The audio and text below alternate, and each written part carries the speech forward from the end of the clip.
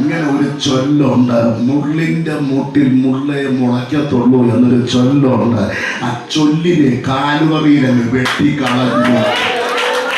രാത്രി നിനക്കെതിരെയുള്ള ചില ചൊല്ലുകളുണ്ട്. നീ രക്ഷപ്പെടത്തില്ല, നിന്റെ കുഞ്ഞുങ്ങൾ രക്ഷപ്പെടത്തില്ല, നിന്റെ ഭർത്താവ് രക്ഷപ്പെടത്തില്ല, നിന്റെ കുടുംബം വിടുവിക്കപ്പെടില്ല, നീ ദൈവത്തെ പ്രാപിക്കത്തില്ല, നിന്റെ കുടുംബം മുന്നോട്ട് പോകത്തില്ല, നിന്റെ തലമുറയ്ക്ക് നല്ല ഭാവി ഉണ്ടാകത്തില്ല, വീട് പണിയത്തില്ല, നീ നശിച്ചു പോകും, നീ മരിച്ചു പോകുമെന്ന് നിനക്ക് വിരോധമായി എഴുതി വെച്ച ചില രേഖകൾ ഈ സഭാ വാർഷികത്തിന്റെ ഒന്നാമത്തെ രാത്രിയിൽ, ഇന്ന് രാത്രിയിൽ, ഈ വർഷത്തിൽ ദൈവാത്മാവ് ഇന്ന് രാത്രിയിൽ തന്റെ ഏഞ്ചൽസ് ദൂതന്മാരുമായി ഇന്ന് രാത്രിയിൽ ഇറങ്ങി വന്ന് നീ ഇവിടെ ഇരുന്ന് ആരാധിച്ചുകൊണ്ടിരിക്കുമ്പോൾ നീ വിട്ടേച്ചു വന്ന കൂടാരത്തിനകത്ത് ദൈവത്തിന്റെ ദർശനമായ ഇന്ന് രാത്രി ആത്മാവിനെ കാണുന്നവർ കരങ്ങൾ അടിച്ചു ദൈവത്തെ ആരാധിക്കുന്നു.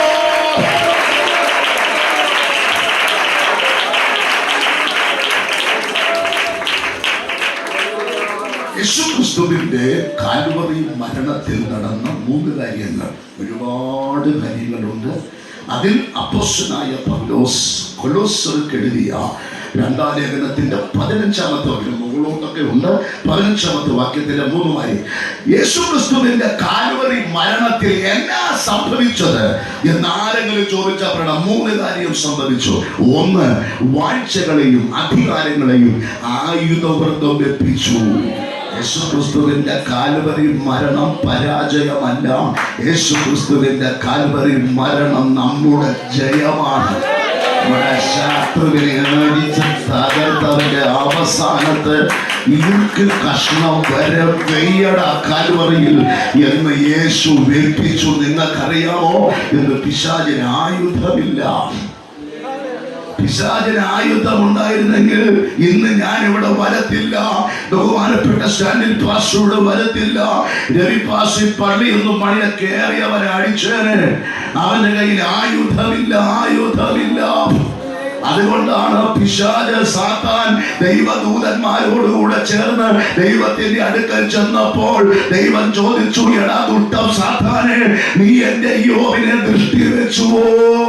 അപ്പൊ സാത്താൻ പറയുന്നു, നീ അവന് ചുറ്റും വേലി കെട്ടിയിരിക്കുന്നു, വേലി പൊളിക്കാനുള്ള കപ്പാസിറ്റി പോലും പിശാചിന് ഇല്ലെന്ന് ആത്മാവിൽ ഇന്ന് രാത്രി പറഞ്ഞാൽ സ്വപ്നങ്ങൾക്ക് ചുറ്റും വേലി കെട്ടിയിരിക്കുക. വിശുദ്ധന്മാർക്ക് ദൈവം രോമത്തെ തൊടാൻ, ഭരണത്തെ തൊടാൻ, തലമുറയെ തൊടാൻ, ഒരു അധികാരത്തിനോ സൂത്രത്തിനോ ഒരു വിളിശാപത്തിനോ വിളിച്ചു ചർച്ചയോ ഒരു പ്രാർത്ഥനയോ നിന്റെ തലമുറയെ തൊടാൻ, നിന്നെ തൊടാൻ ഭാരതയില്ല, പറ്റത്തില്ല. ഈ സമയത്ത് പറ്റത്തില്ല.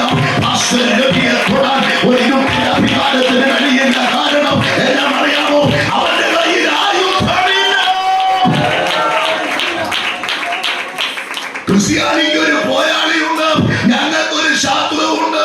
അത് ഈ ദേശത്തിലെ ആളുമല്ല, ഞങ്ങളുടെ ശത്രുവിന്റെ പേരാണ് സാത്താൻ. അവന്റെ കയ്യിൽ ആയുധമില്ല. ആയുധമുള്ളവരെ പേടിക്കണം. ഹല്ലേലൂയ.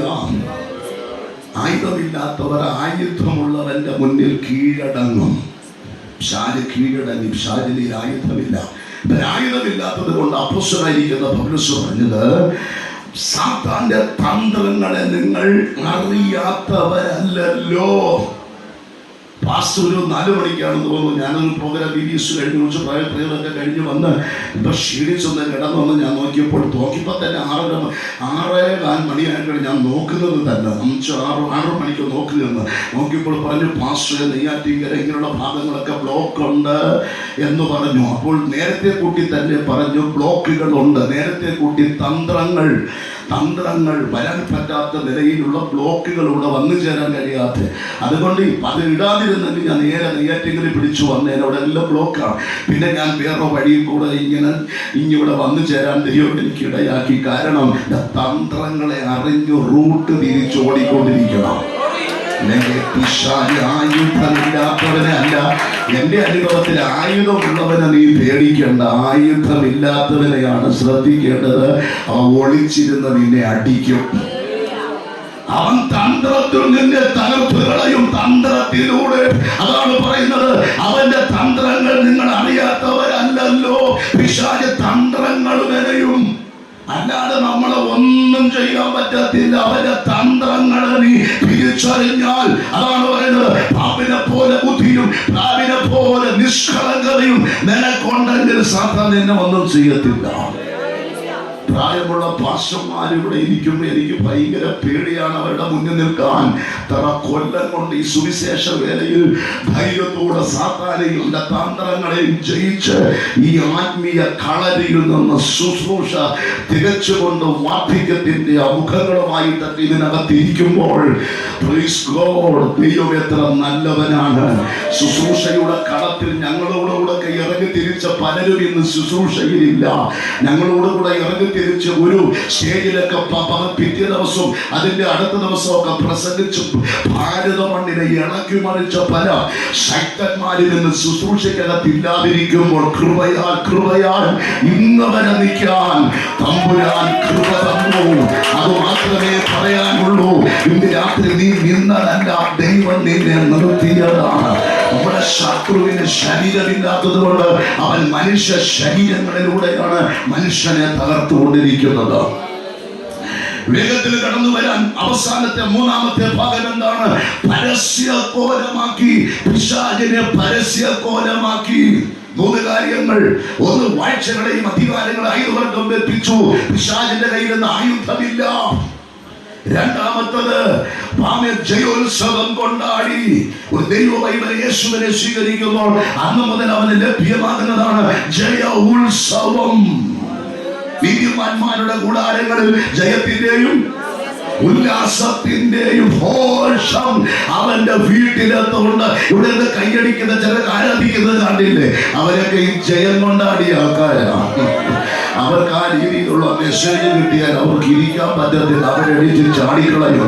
അതിന്റെ കാരണം അവരകത്ത് കാത്തിക്കൊണ്ടിരിക്കുന്നത് പരാജയത്തിന്റെ ആത്മാവല്ല അവരിൽ വ്യാപരിക്കുന്നത്. കാലുവറിയിൽ സാത്താന്റെ തലയെ അടിച്ച് തകർത്ത് ചമ്മന്തിയാക്കി കളഞ്ഞ ക്രിസ്തുവിന്റെ അഭിഷേകമാണ് ശരീരങ്ങളിൽ വ്യാപരിച്ചുകൊണ്ടിരിക്കുന്നത്. പരസ്യമായി മൂന്നാമത് കാൽവറിയിൽ നടന്നവർ അവരെ പരസ്യകോലമാക്കി കളഞ്ഞു. പരസ്യകോലമാക്കുക എന്ന് പറഞ്ഞ് പച്ചമലയാളത്തിൽ വസ്ത്രം ഊരിക്കളയുക. ആരുടെ വസ്ത്രമാണ് ഊരിക്കളയുന്നത്? അവർ നഗ്നരാകും. അവരുടെ മറ്റൊരു പേരാണ് പരസ്യകോലം. ഇന്ന് രാത്രിയിൽ ഒരു വെളിപ്പാട് നിങ്ങളോട് പറയാം. ഇന്ന് രാത്രി നിങ്ങളുടെ കുടുംബത്തിനെതിരെ, നിന്റെ ഭാവിക്കെതിരെ, നിന്റെ ജീവിതത്തിനെതിരെ, ഈ പട്ടണത്തിന്റെ വേലയ്ക്കെതിരെ എഴുന്നേറ്റ് നിൽക്കുന്ന ദുഷ്ടശക്തികളുടെ മേൽ സഭ ഇന്ന് ജയമെടുക്കുകയാണ്. നിറഞ്ഞ കവിയും നിറഞ്ഞ കവിയും ഈ ആദ്യം നിറഞ്ഞ കവിയും ഈ ആദ്യം നിറഞ്ഞ കവിഞ്ഞിട്ട് വേറെ ഒരു വസ്തു വാങ്ങിക്കും. ഞങ്ങൾ ഇങ്ങോട്ട് വരാനായിട്ട് കാറ് പാർക്ക് ചെയ്തിട്ട് ഞങ്ങൾ വരാൻ നേരത്ത് 3-4 പാസ്റ്റർമാർ ഞങ്ങൾ ഒരുമിച്ച് വന്നപ്പോൾ ഒരു പാസ്റ്റർ പ്രവചിച്ചു, ഈ കാണ്ഡം പള്ളിക്ക് കൊള്ളാം.